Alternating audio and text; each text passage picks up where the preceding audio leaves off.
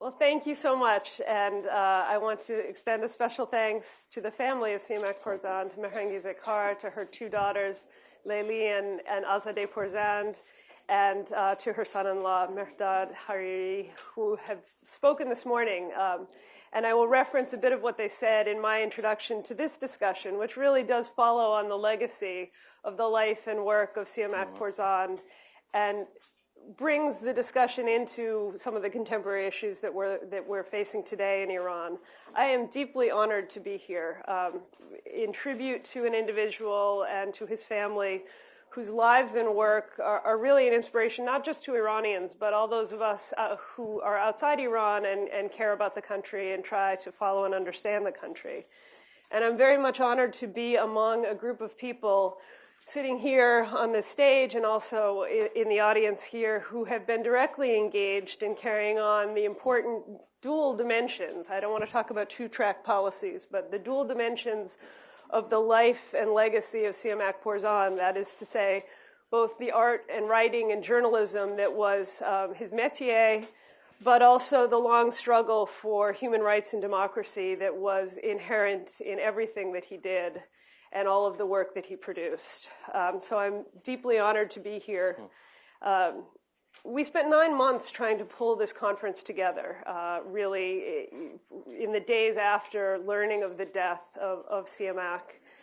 We came together and have been trying to come up with a panel that would appropriately honor his work and really find a way to use that to address a set of issues that too often get overshadowed by everything else that the world focuses on with respect to Iran. And I will say that over the course of those 9 months, there were a number of times where I thought it just might never happen. We might never be able to find a time where Haleh and Karim and everyone were all in the same country at the same time, where we would be able to find a room in an institution here in Washington, which is often more complicated than it ought to be. But I could have never imagined that it would come together as phenomenally successfully as it has today. I think we have just the right array of people to address the set of issues that we hope to address today. A really brilliant group of panelists over the course of this morning and after lunch, which will follow this panel.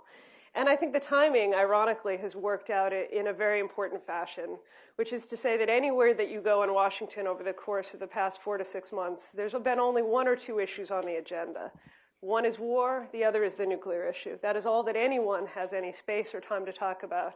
It is vital that we find a way to change the subject, not to change the subject from Iran, but to broaden the terms of our understanding of Iran, to ensure that the stories of individuals like Siamak Porzand, the life and work that he embodied, and that of his family, Mehrangi Zekar, who is in and of herself a well-known advocate for human rights. So I'm just thrilled to be here and thrilled that so many of you are squished together in this small room or standing out front in the overflow area. And I look forward to having a really terrific conversation.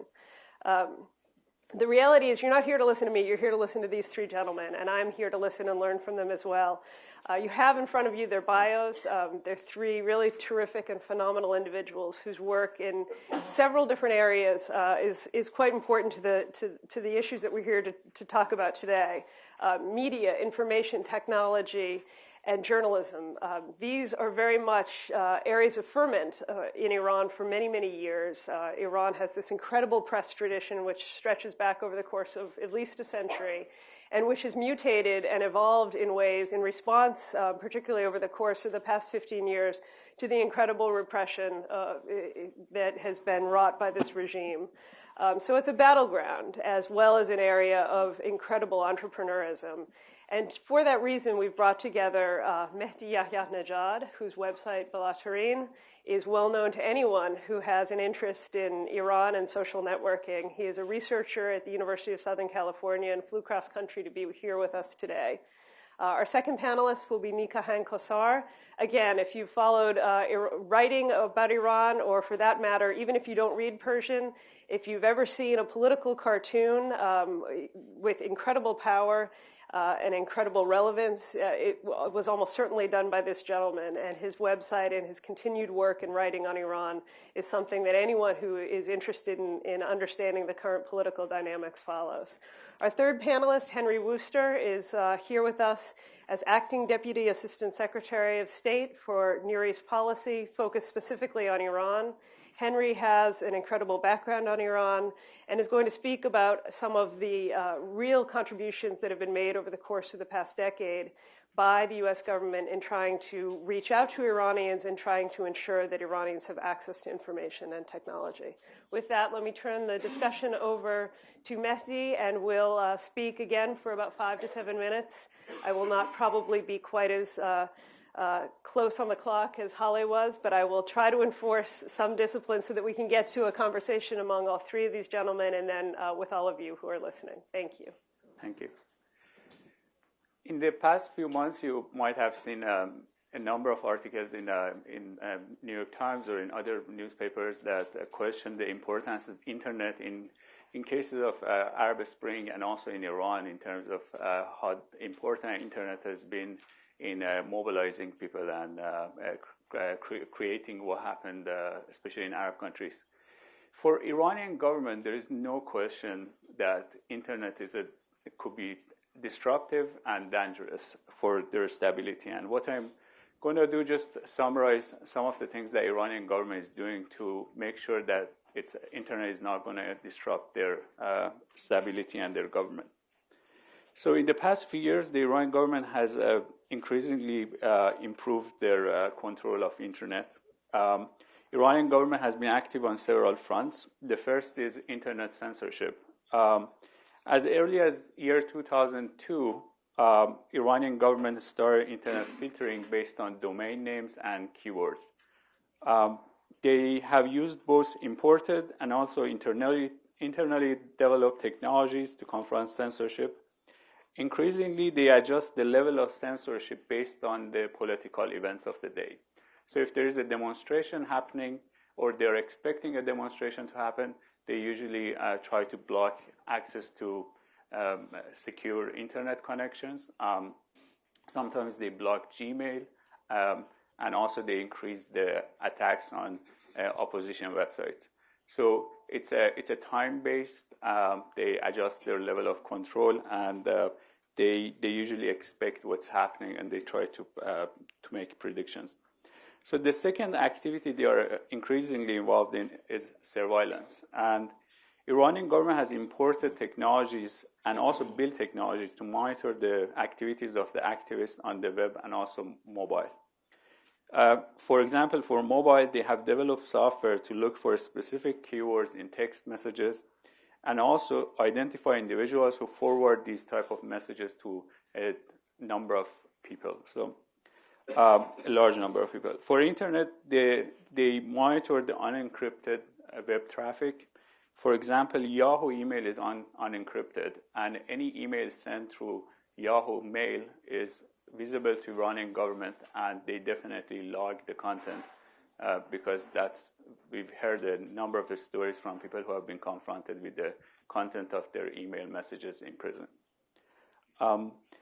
Activists in prison are regularly forced to confess after they are presented by the content of their communications. And also, another method of surveillance is hacking into computers and email accounts of the activists. Iranian government has become fairly sophisticated in this regard, and most political activists inside and outside Iran underestimate how sophisticated Iranian government is in such type of activities.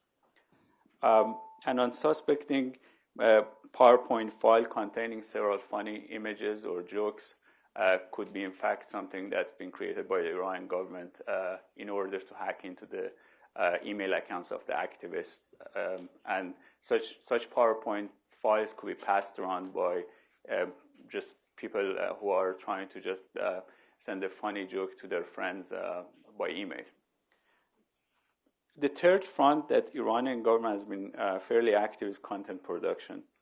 They have tried to increase the production of content sympathetic to their cause.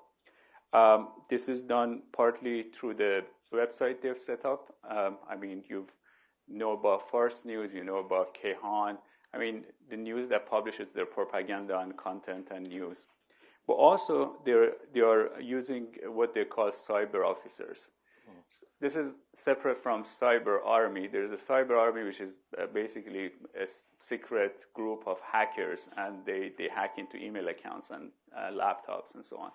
But these are cyber officers are probably less sophisticated technically, but they are people who go and leave comments on the web, and they are usually like leaving comments about sympathetic to the Iranian government, or sometimes attacking dissidents.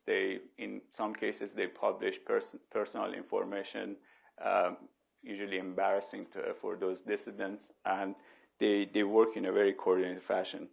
In fact, a few months ago, in a very rare public infighting between Iranian government supporters, it was disclosed how much they are paid on hourly basis.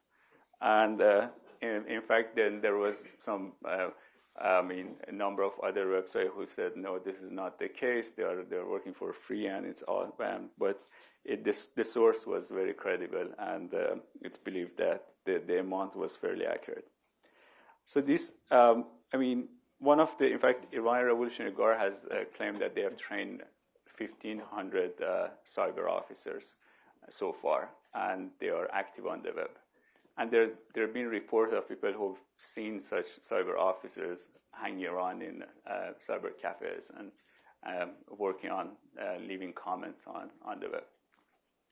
Another area the Iranian government has been recently very active is what they call halal internet or national internet.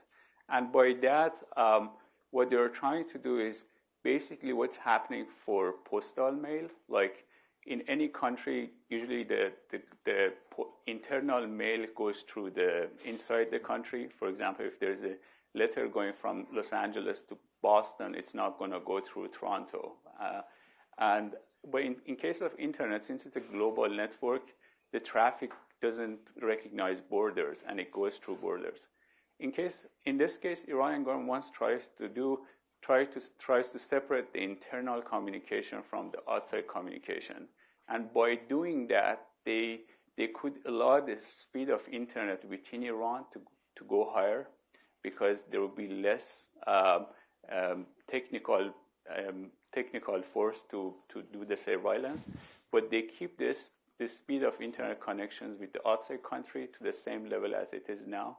So they will be able to keep their surveillance as it is for the international communication. So pretty much they are implementing what's done for postal mail, but for internet, which is kind of like counterintuitive, but in their case it makes sense, and it's partly because of their technical limitation, because they don't have enough technical power to do the surveillance that they are doing for if they increase the speed of internet. So they want to make sure that they are separating the internal traffic from external traffic and continue their surveillance on the external traffic. So I stop it here, and we can continue in the Q&A. I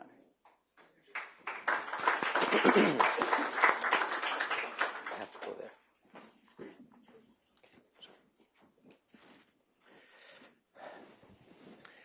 This was not an ad for me. That's been over here all the time. And I'm happy that Karim didn't tell me that the whole thing took 9 months. I would have drawn a cartoon of giving birth of a conference. Thank God he didn't tell me. Probably you might say, what do I mean to be and not to be? It's to be or not to be. But in Iran, actually, we as journalists are journalists and activists, and this is something wrong.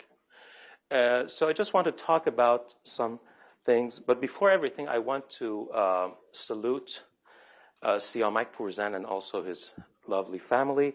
And just last night I was going through my cartoons. I remembered that the cartoon that actually sent me to Evin, and I had a lot of fun over there, was a cartoon that Siamak was present at the editorial meeting at the Azad newspaper when we were trying to coin a name for the character.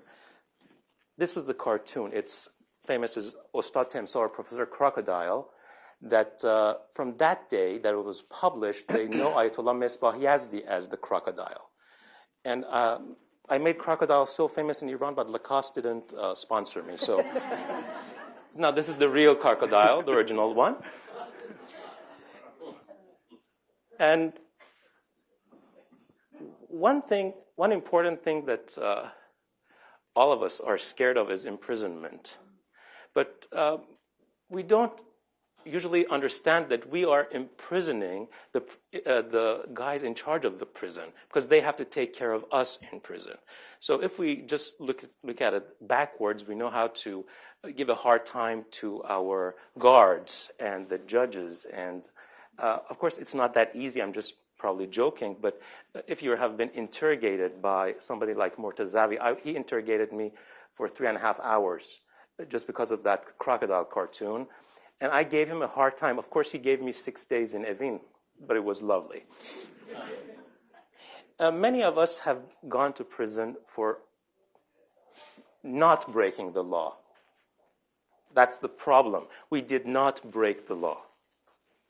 We did everything, I should say, between the thin red lines, between the thin red borders that we had. But it doesn't matter to the government, or it's not to the government, to the judiciary. In Iran, we have censorship and self-censorship. This is the problem that really exists. We have to censor ourselves every day, not because of just what the government might think of our writing or our creation, but even the political parties that possibly are supporting or sponsoring the newspapers that we're working for. That's the big problem that we have.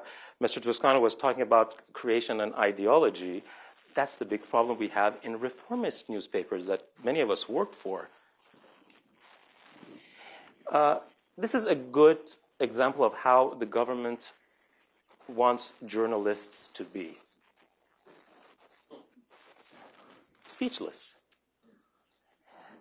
And the red lines that are actually limiting us are not that thin sometimes. They might crush us.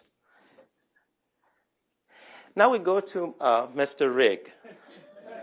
This was published by Washington Post in 2009. I am not free to draw such a cartoon in Iran, but I'm lucky to be out of the country and draw the cartoon and publish it through my syndicate, New York Times syndicate, and other places.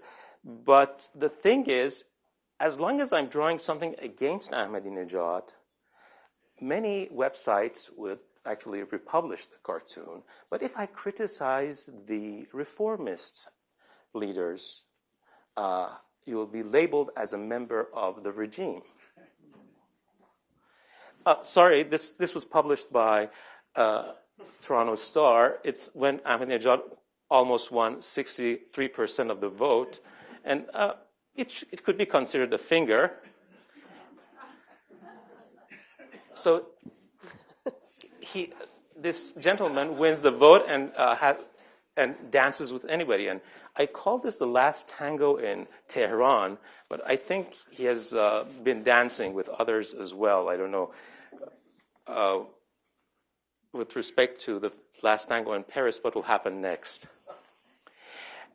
While journalists cannot freely work, citizen journalists have been actually been creative and passing the information to the world about what is happening in Iran. I drew this in 2009 when the videos of the events on the streets in Tehran were actually broadcast on different TV stations through the videos people had posted on YouTube. And that was a very important thing that while journalists, Mr. Bahari was arrested, or Nazila Fatih didn't have permission to actually do anything, I think, and she had to leave the country later. Citizen journalists were the ones who were carrying out the whole thing. And if you're a journalist working even out of the country, you might be in a lot of trouble. many of you might have heard that a journalist working for BBC Persian in London was interrogated through Skype because they had taken her sister hostage. And this was the first time that we noticed this had happened. And I'm sure this has been going on and on. That the Iranian government, Iranians, the government agents are hostage takers. Mr. Limiter is not here, but he'll be here in the afternoon, and he's a very good example. And Iranian regime is the best hostage-taking government in the world. They know what to do. By good, I mean, no, the worst. And so even if you're out of the country, they can harass your family members. 2 of my family members have been sort of harassed in the past few years. I know it. And you'll be in a lot of pressure. But the problem is, do you bow to pressure? Because if you bow to pressure, the whole thing will continue. Now I want to criticize Iranian journalism in a way. Of course, I'm talking about a minority of journalists, a few thousand of them. One thing, you are supposed to be loyal to the citizens, but unfortunately, many of us are loyal to the party leaders or the government. And we have self-censorship here as well. I'll come back to that. And the other thing is we do not verify the news very well. Here, I've tied the eyes of this guy with a green band. I just want to tell you that many of the green websites are silent to what has happened to Iranian dissidents, to Iranian activists before 2009. Human rights abuse has been there for more than 33 years. But so many people are trying to just emphasize on what has happened after 2009. It sells in the human rights, if you can call business, it sells. But no, the problem is, if people had been more active against human rights abuse in the past, against the Baha'is, against the political activists, probably we wouldn't have seen what we have seen since 2009. Independence. Many of us are not independent. We are possibly related to a political party or a group. And then we want to say that, no, we're the victors, and we are independent. No, it doesn't sound right. And many of us are not independent monitors of power. We just monitor the ones our publishers want to be monitored. And our first obligation in journalism should be to the truth. And truthfully, many of us have sometimes lied. And now the reformists, I just brought this because this cartoon was censored 3 days ago. I won't mention the website that censored it. You can find out yourselves. But the thing is, I just drew Mr. Khatami going for the 2013 elections, and he has to play by the leader's rules. And just this cartoon was censored, and the answer was, I asked the editor, why did you censor it? And she told me, it's not relevant. So what's relevant? Mr. Khatami has been all over the news just because of his casting his vote in Damavand about 2 months ago. And he has been talking about participation in the elections and everything, but it's censored. So finally, one of my very good colleagues, Mr. Safsari, is here. He's a good representative of all those journalists who had to leave the country after the 2009 election. And many of us have had to leave the country because of the death threats we've received, pressures we've received, had to go to hospital. And many people like Siamak Pourzand didn't want to leave, or when they wanted to leave, they couldn't. We were the lucky ones. So see you next time, of course, if you're not crucified, as many journalists have somehow been crucified by the Iranian regime. Thank you very much.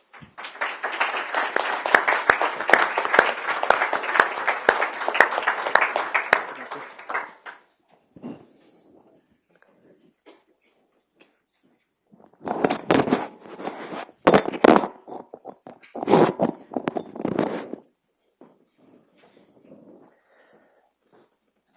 I consider it, as a representative of the U.S. government, of course, grossly unfair to have to follow someone with a sense of humor. I'll remember that. It's especially tough to follow our cartoonist in a political one. Thank you, Suzanne. Thank you for inviting me. And to the Pourzan family, I salute Siamak. Ironically, the aspect of U.S.-Iran policy that's least covered by the media is, in fact, our use of the media and of technology to maintain connections to millions of Iranians. The United States has had diplomatic ties with Iran for about 100 years, or let me correct that, had diplomatic ties with Iran for about 100 years. We see the past 33 plus years as more of an anomaly.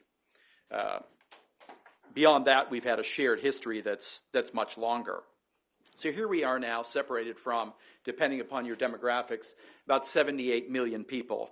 Of course not including the regime in that count. The president recently, in his Nowruz address, said there's no reason for the United States and for Iran to be divided from one another. The secretary has made similar remarks.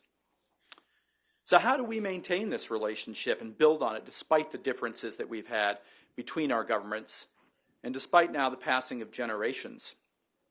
In large part, the answer is the focus of today's conversation: information, communications, the media. In April 2011, we appointed our first dedicated Persian language spokesman, Alan Ayer, who, by the way, regrets that he could not be here today. Through his numerous appearances on television, radio, and on online interviews, he's had over 60 of them to date. He's reached millions and millions of Iranians. And the United States government has a voice inside Iran. Because of the effect this position has had, the department's worked to make it permanent, to train potential successors for Alan. We convinced the secretary to address the Iranian people in 2 interviews in October of 2011, the first time during her tenure.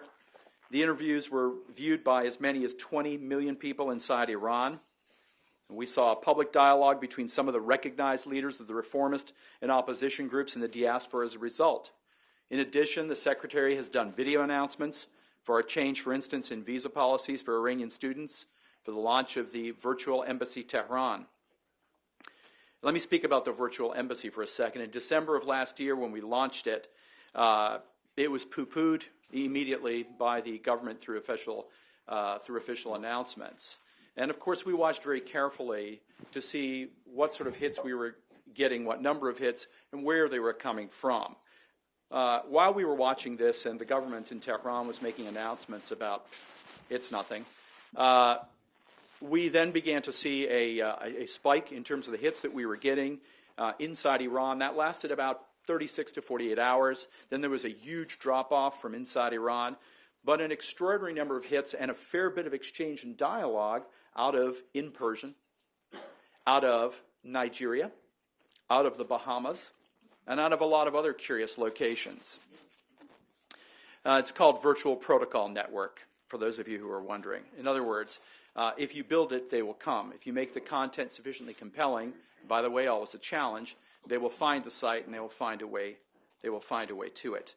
So the idea behind the virtual embassy was to consolidate in one place all of our information about Iran. So if you were interested in a visa, and of course a lot of people are, you could go to one place and you could find that. If you're interested in what in fact is U.S. policy about the nuclear issue, you could find that. And what we didn't want to do was to have people going to disparate sites, to go to sort of stray voltage, quite literally, all over the internet. We wanted them to be able to go to one place that was an official United States government place that put the official U.S. position out on our policy. We've had about 2 million hits now on the site. We've hosted 450,000 plus visitors on it. Our Persian language social media brand, USA Dar Farsi, that has been a success as well. Our Facebook page, mind you, this is the U.S. government, so I would like to say that it's Google, and I had fantastical numbers for you, but mind you, keep the relative standard and measure, please. Our Facebook page has over 60,000 fans, about half of whom claim to reside inside Iran. Our Twitter feed has over 10,000 followers, and videos subtitled in Persian on our YouTube site have been watched over 600,000 times. We've also just launched a site on Google+, and with help from Google, the State Department has hosted the first Google Hangout.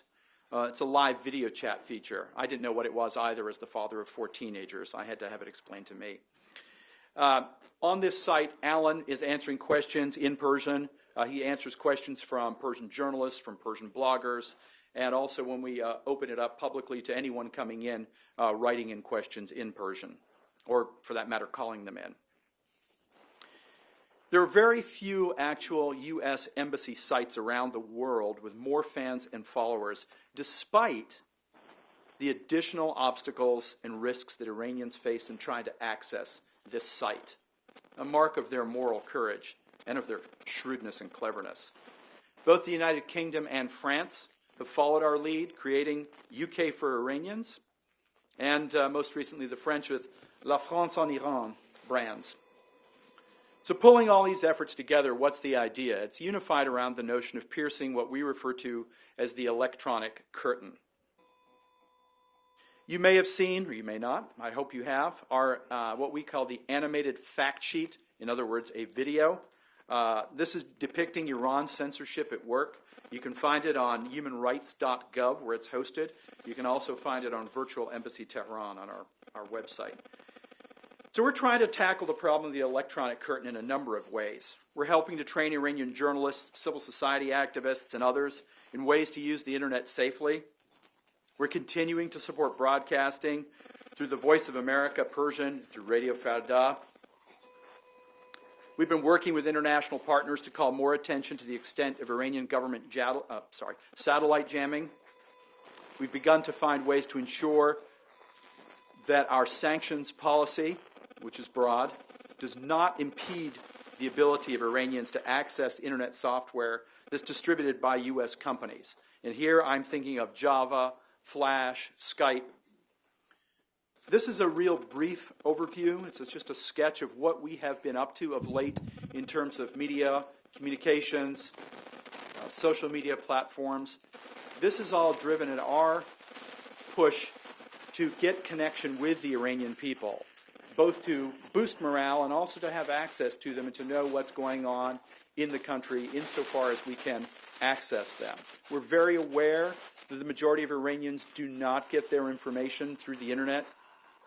So of the 78 million population, and again, numbers differ on this, but I've watched them for a bit, the majority of folks are getting the base of the pyramid, if you will, are getting their information through broadcast media, primarily through state, not State Department, but Iranian state official media.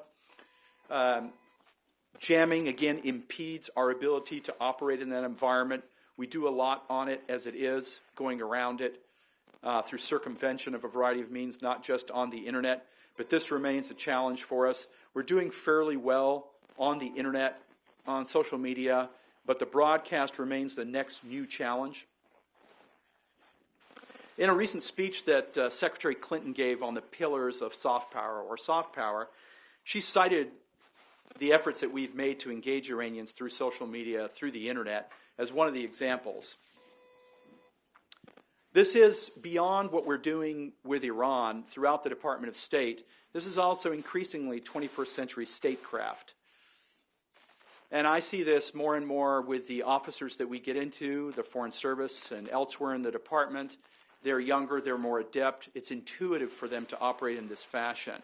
Older dogs like myself, we've had to learn it at the knees of our teenagers or our younger officers. But it's an intuitive way to operate for increasingly large numbers of the population. We don't have to train them, teach them, have talks with them about why this is important. They get it. They're already present intellectually. They're already adept at maneuvering there. Again, just a brief sketch at what we're doing and how we're doing it to support democracy, the free flow of information, and human rights through these social media tools. Thank you.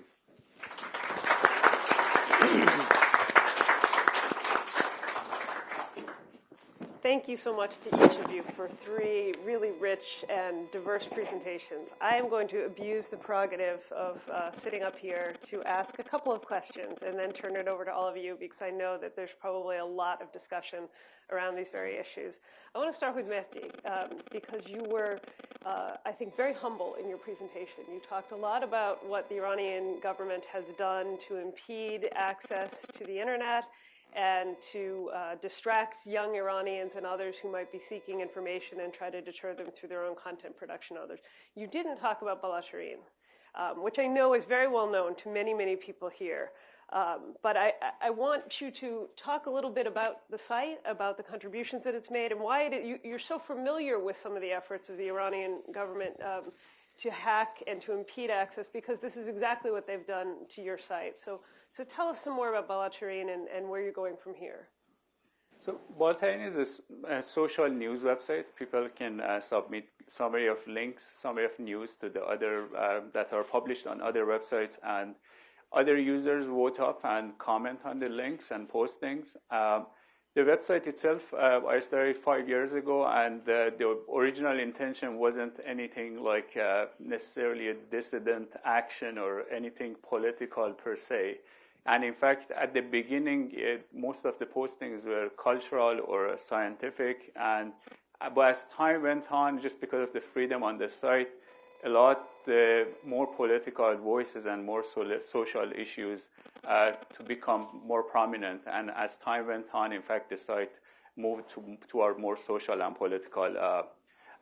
political issues. Iranian government started by blocking the website in Iran. Later, in fact, the cyber officers showed up back in 2008 trying to overtake the website, but what happened, because of course they were a minority, there was a reaction by the dominant group of users. In 2009, the hacking activities by Cyber Army, which is operated by the Iranian Revolutionary Guard, started. And then it came the demonstration in 2009, and Balasharin became a kind of central place for brainstorming about ideas and what to do next. And in a number of cases, some of the ideas that first presented in comment sections of Balasharin became things that people actually did. And in some cases they worked, in some cases they didn't work. And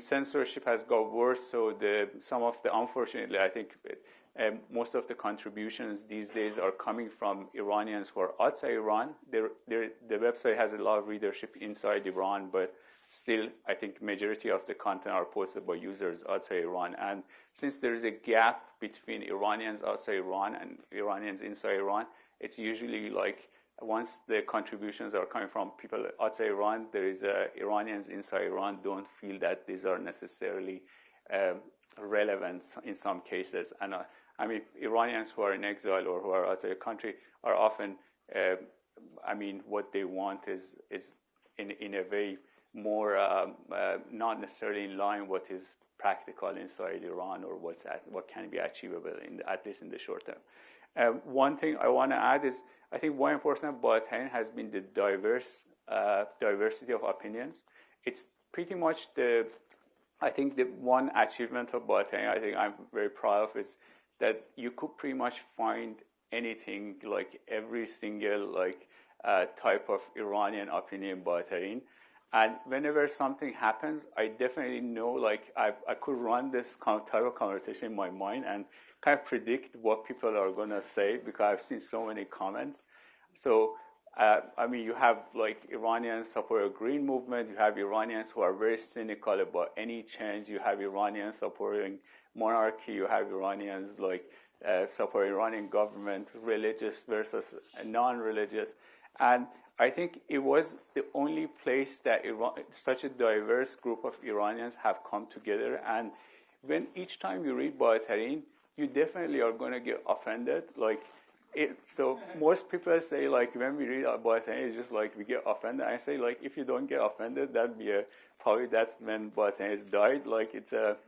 It's because the diversity of opinions. There's always something that's going to offend you when you read the website. And it's different from Facebook or other social network where you choose your friends, because once you choose your friends, you are exposed to things that are, you like because it's coming from your friends.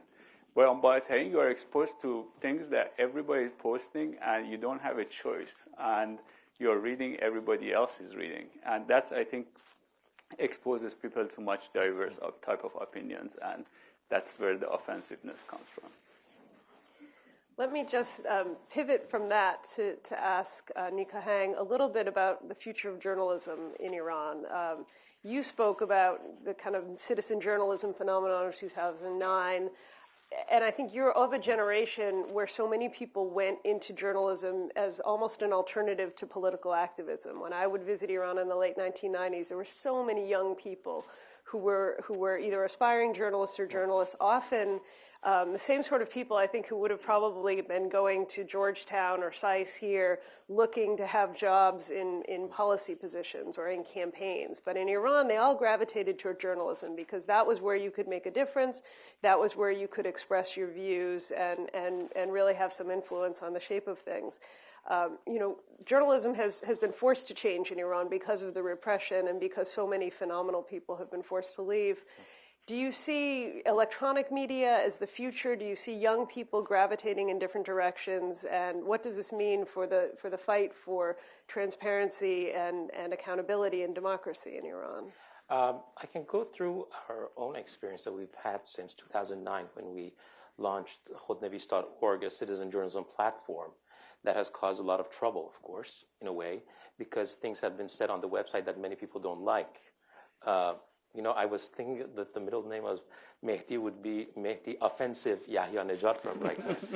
But I think mine would be Nick Insulting Co-Star because of what we have on Khodnevis. Yeah, that's the thing.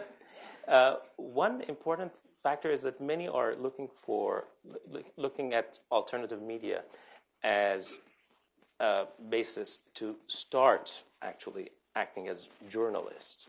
But volunteer journalists, citizen journalists. The thing is, many are actually fed up with what they've seen on state-run TV or newspapers and, let's say, political websites that are supposed to be news websites but are actually partisan websites. We're trying to think of advocacy journalism replacing partisan journalism. We advocate something, but let's see both sides of the story. Many people in Iran do not like to see both sides of the story. And in Iran, we have two prominent soccer teams, Persepolis and Istiqlal, and journalists act as, let's say, fans of each of those teams, of course, in political means, that you're either for the team or against the team. So in Iran, many of us are either for this party or cause or against it. So when we write something, when we broadcast something, we just want to write something that promotes our side and is against the other side. And we don't give the reader a chance to understand what's going on. I think internet has given us the power and tools to introduce many Iranians to what has been going on in other countries, like in the States or in Europe, that, okay, if even you're for a cause, you give enough information about the other side. And this can create a conversation. You'll get a lot of nasty comments, as Mehdi was saying, that I'm, of course, one of the victims on his website, usually. And sometimes I love it, sometimes I don't love it. That means when he gets an email at Mehdi, watch it. He knows Every that 3 months I get a long email from Nico and complaining about the He knows that if it goes far on and on, he'll get a bad cartoon. That's the thing. I will change the name of Boateng in a nasty way. He knows what it is. I won't tell you. Yeah.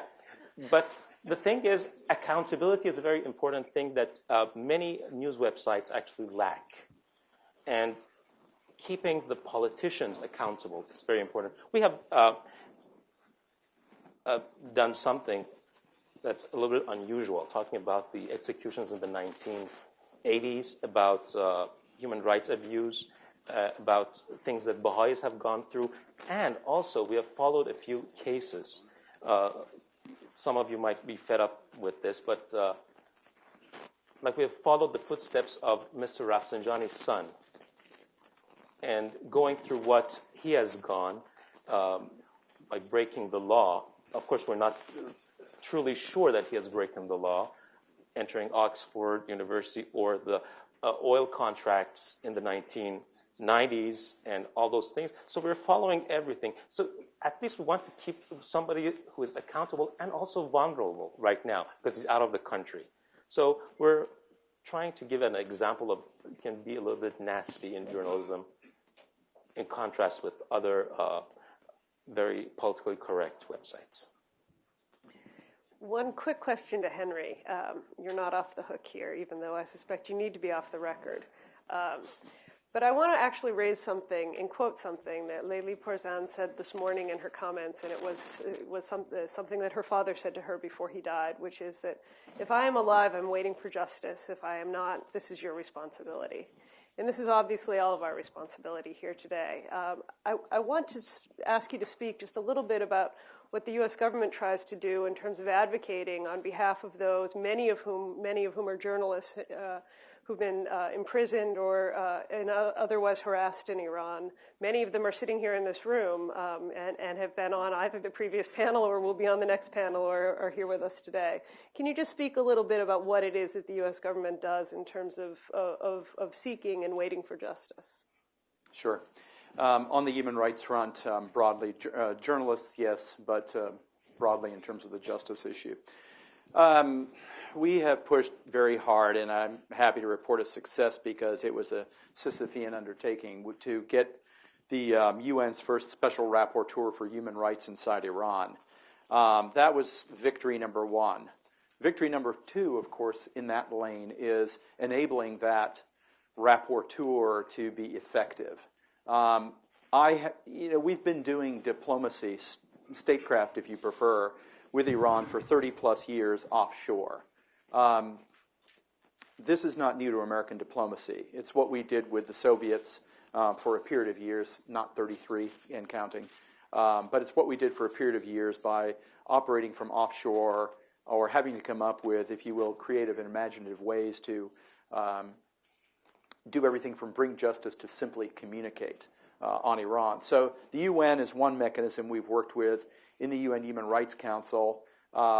This was fought quite literally in Geneva, almost room to room. It was no Stalingrad, and I don't mean to make that comparison, but it was the diplomatic equivalent of hunting down every single vote and going room to room and battling for it in order to get this person appointed. He's done some very good work in terms of working with other governments who'd been fence sitters before. In the diplomatic lexicon, they're called members of the NAM, the Non-Aligned Movement. We were delighted to see that several of them who had abstained before from voting on human rights issues with regard to Iran had now, in fact, voted. And they voted, in our view, in exactly the right way, which was to hold Iran accountable on a number of human rights issues. So that's one mechanism. Beyond that, of course, we work in terms of supporting with funds and with training a number of other groups who are closer and more proximate to the cause. These are groups who are inside Iran. Civil society activists is the term that we use for them. We train them. We support them. We support them politically. In terms of in drawing rooms, we support them from the podium. We've been told time and again from various people who have been in Evin, I don't know if this was your experience at all, but from people who have been in Evin, particularly the longer term folks, that it was statements and a continuing pressing by the U.S. government that accounted for at least some degree, if not more, it's hard to tell, but accounted for some degree of the treatment that they got that was better treatment, or their release, or a reduction in their sentence. The thing was that we kept the spotlight on them and we kept raising them. We're continuing to do this worldwide.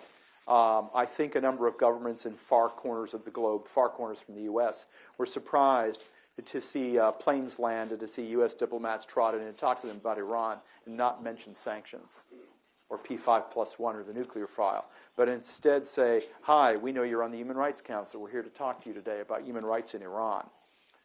They knew that in these cases, in a number of cases, it took us several days of flying to get there, i.e. it wasn't in Western Europe.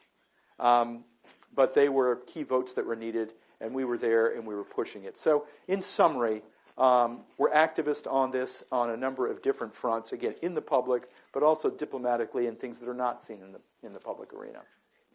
Thank you. Let me open it up to the audience and continue the conversation for a few more minutes. We'll start. Kareem, did you have a question? Thank you for a wonderful panel. I have a question for Nico Hang and for Mehdi, maybe along the lines of what Suzanne asked, but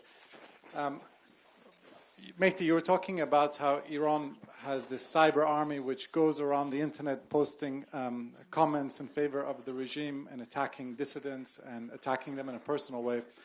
How do you exercise restraint on both of your websites when the site is overtaken by these types of commentators? On one hand, you want to foster this culture of democracy and openness. On the other hand, you're dealing with, in some cases, perhaps official representatives of the state who are out to kind of discredit folks. So how do you reconcile that? How do you manage that? Since it's really hard to tell who is who, and the users are anonymous, it's really hard to say who is a cyber officer and who is just like another dissident group. In fact, Nick Kohang is a target of a lot of these anonymous comments. And each time I get an email from him, I usually wait for 3 days until he gets less angry. And then I write back that you're a public figure, just get used to it. So this is we can't do much about it. I mean, that's just the part of the game, and people have to get used to what, some of these attacks are just what public figure are going to get. And if there is going to be a democracy in Iran, these things are not going to stop. And since I can't tell who is who, it's hard to stop such things. But I definitely know it's really annoying, and I've been personally exposed to it, and I know it doesn't feel good, and it makes you really angry when it's persistent over time. And Nico Hang knows quite well about such attacks. So we have experienced a lot of DDoS attacks in the past 3 months, and sometimes even we have it on a daily basis, and we know at what time are we going to receive that attack. So we don't publish anything, let's say, between 9:30 a.m. to 10:30 a.m. usually, because we know of our fans from the Cyber Army or any other fans. From Britain, actually, we have received a lot of attacks from Britain. That's interesting. I don't know who lives in Britain. Oxford, possibly. The thing is, in 2010, we published a story, and we wrote it was false news, based on farce news, but false news, that the Cyber Army has attacked the website of the Mehrabad airport.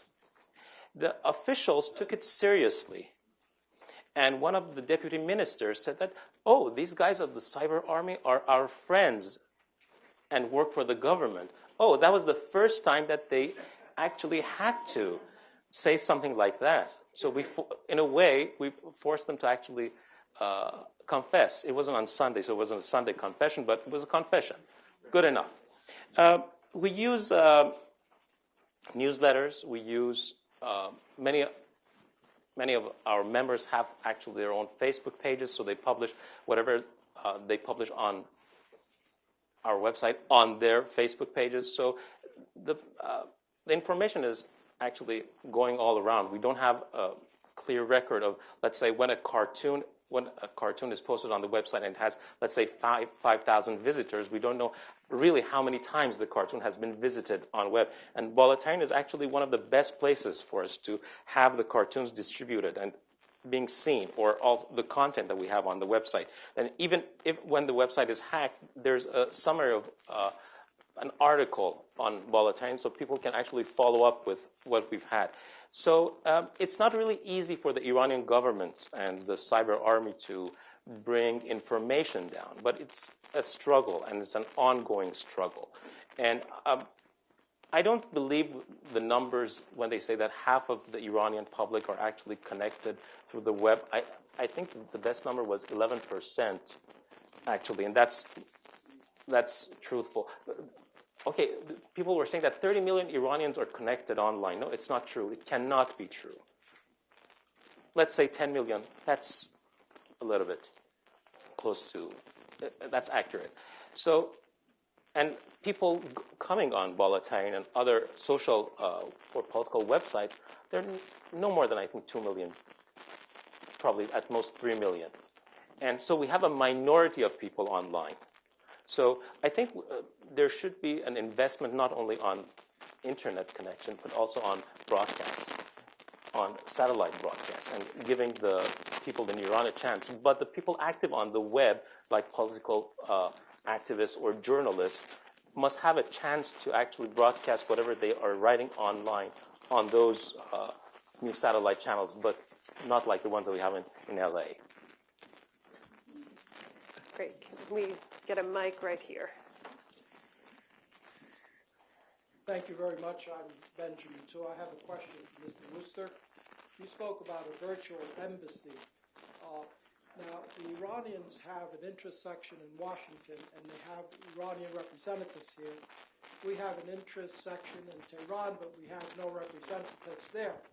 I wonder why that is, since it would give us greater insight into the people, the policies, the society. It would reduce the likelihood of inadvertent conflict through miscalculation or some other reason, and it would help us perhaps with access to U.S. citizens who are imprisoned in Iran. And what is the administration's position on having Americans at the intersection? Thank you. Because of the lack of diplomatic relations, we don't have U.S. diplomats in Tehran. And in fact, the Iranians do not have Iranian officials here. The U.S. interest section is not staffed by Iranian diplomats. There are no Iranian diplomats in it. So it is on a parallel to the structure we have with the Swiss protecting power in Tehran. In terms of your points about would presence on the ground redound to our benefit in the ways that you outlined, it would. But right now we've got some bigger obstacles that are in the way. Ambassador Toscano?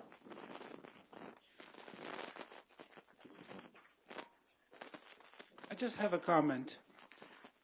I know that what you, Mehdi and Nick, have described can be perceived as problematic because it opened up the possibility for guys we really don't like to express themselves. But there are two things. First of all, the plurality of voices that you are addressing. And second, the fact that you have to be critical also for the side that basically you agree with, let's say. We are not neutral. I'm not neutral. Nobody here, I think, is neutral vis-a-vis a repressive regime. And yet, what you do not want is to resemble your adversary. You do not want to censor yourself because you don't like something. You don't want to be so partisan that you distort the reality. I think the best chance for freedom and democracy is not to hide reality, even when reality is unpleasant.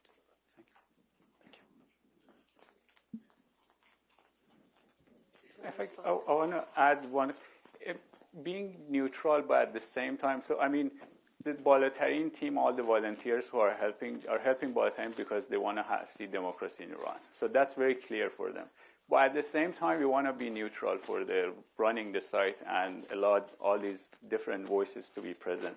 So it's been in fact, it's been an ongoing issue to how to balance these things. And what we've learned is for the site, in fact, I've seen it, for example, like for U.S. government, for Voice of America, they have such issues. Or, I mean, anytime you have a media that's funded for a partisan reason, but at the same time you want to be having neutral purpose, you run to such issues. So in case of Bolotarian, all these volunteers are working there for a reason, but at the same time, the website needs to be neutral. what we did was basically we found out what things have to remain neutral, like the posting of the content, voting system, and so on. But at the same time, we found areas that we could show which side we are on. And for example, the banner of the site, we change it on occasions to show sympathy with democratic movement or human rights issues and so on. And that's the control of the banner is with the team of Baltarin, and nobody really can complain that why you had such a banner or not. So it's really important to distinguish which areas you could show your sympathy and you could show which side you are on and what areas you need to stay neutral. One part that we are actually sensitive to is libel. One discussion that I have with Mehdi is sometimes the comments and the things that are going on his website, because they don't have, they receive hundreds of links every minute, so it's very hard for them to monitor what's going on. We don't have this problem on our portal. We get probably 20 articles, 30 articles a day, and we have to read them, but they get hundreds, so they're bombarded. One thing is to control, in a way, what's being posted as comments, because you don't know the person who's posting the comment, and I think there has to be a way to actually monitor the comments being posted, because they might ruin everything sometimes. We want to play, let's say, by the Guardian's rules on how people post comments. We want to have a conversation. The whole thing of creating a website is to create a good conversation. You can't bet on everything to be constructive, but at least you want to show some respect for both sides. And also you need to verify some stuff, like when somebody is attacking a person on the website, you need documents. You need to verify what's going on. That's a side that we are a little bit too sensitive about, and it's really hard, I understand, for Mehdi to verify those things. That's the only limitations that we have. More questions? I just want to get a show of hands because we've got about 10 more minutes. Questions? I know Mehrdad. Let me take two at a time in two groups and then get some responses. Mehrdad?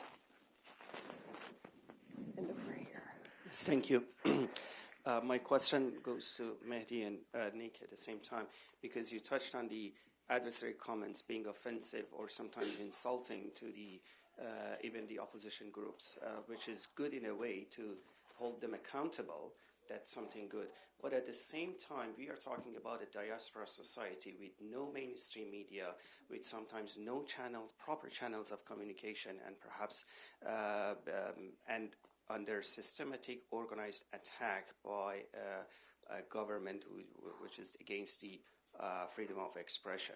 So to what extent these adversary comments or articles or news could accommodate the efforts by the Islamic regime or work in the same direction, where the opposition groups or individuals or public figures such as yourself and many others who have perhaps no, as I said, no mainstream media, proper channels of communications to defend the act or their actions that they have been criticized for.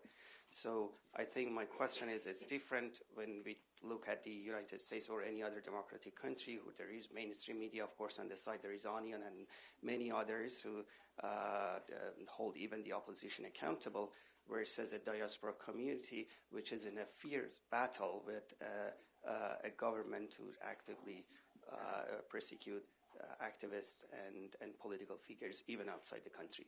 Thank you. Okay, and just before you respond, let me get one other question and we'll take that. In the back here?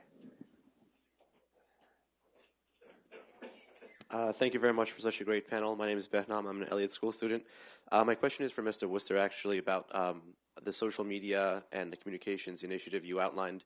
Where do you see U.S. public diplomacy in terms of just generic speeches and presidential engagement with the Iranian people going? Is it still in the contours of the older notion of the bully pulpit, or is it moving into a new phase like an umbrella to encompass all these?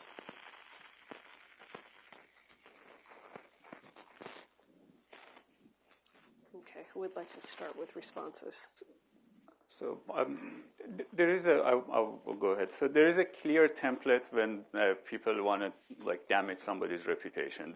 So the template is you take some facts that are true, mix it with things that are really damaging, mix them up, you put it out.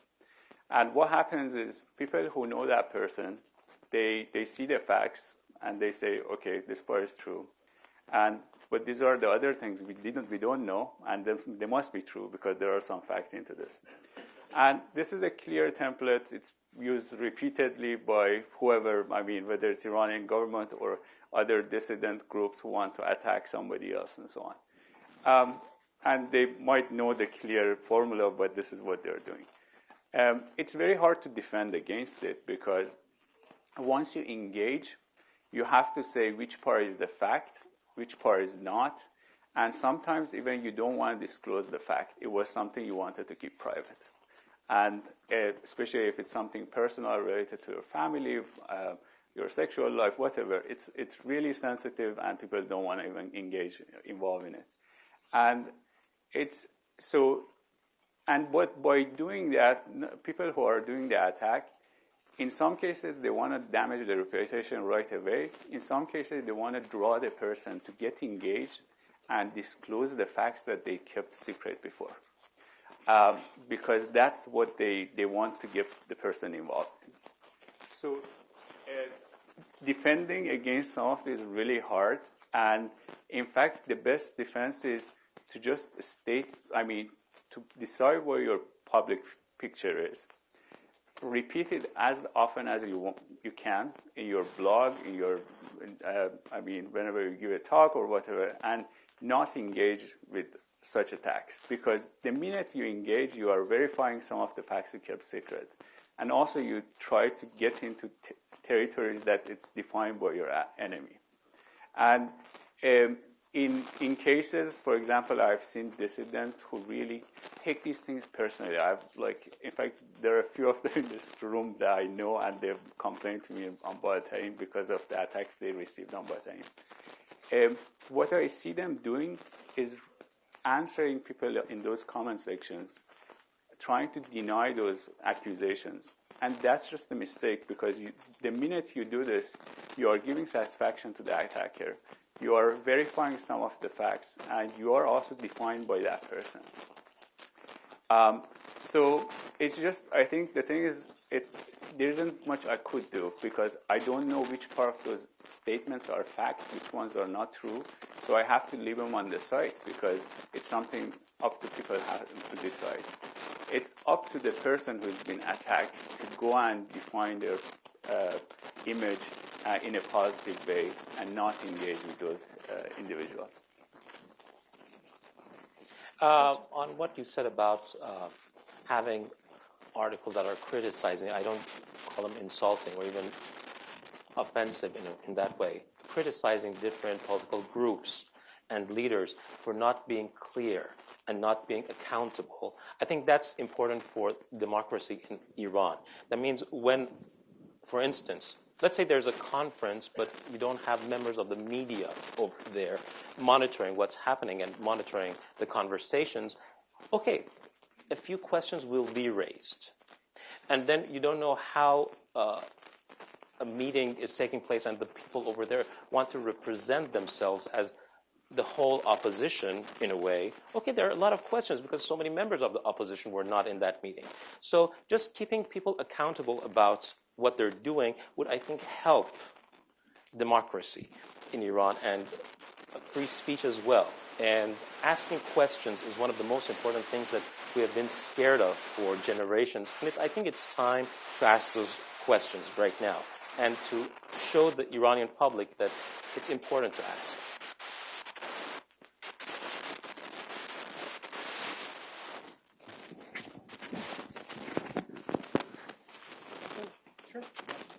Okay, I pose a question. I'm not sure I heard both parties, but I understood it as, Where's public diplomacy going?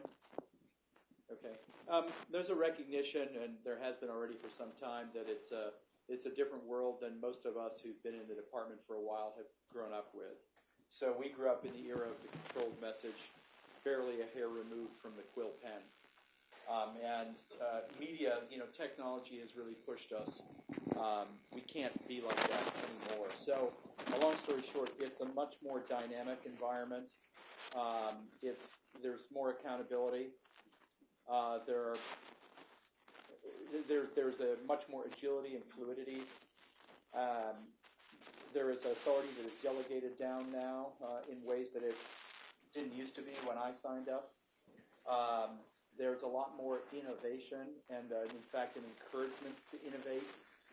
There is also, and I never thought I would see this day, but a degree of deliberate tolerance of, and in fact, encouragement of some amount of chaos, in the sense that you can't control the exponential electronic growth in the, from phones and Twitters to internet to God knows what number of platforms, that you have to just, you have to enable some of that and let it run. So we obviously are going to, in terms of our public diplomacy and what comes off the podium as this is the official position of the United States government on X, that's going to be controlled in the more traditional ways. But in terms of engagement with people, particularly countries with whom we have no access, Iran, no diplomatic relations, are very difficult to access others. The new media tools are very much encouraged. I am going to renege on my promise to take another round of questions because I know that you are all probably eagerly awaiting the next step in our program, which is a brief moment to grab lunch before our third and final panel begins. I want to just say a word of thanks because I think what we heard in this discussion was a really, really important and interesting, building on the first conversation and leading toward what I think is going to be a great finale. The difficulties and the progress that the U.S. government has made in trying to communicate with a country that we have no direct means of diplomatic interface, and the new challenges that are brought about in a world of this fascinating conversation, this incredibly active and engaged Iranian political debate, and the opportunities as well as the challenges that technology creates for that conversation. So I really want to thank the panelists so much, and it has been just an honor to be part of this conversation. Thank you. Thank you. Thank you.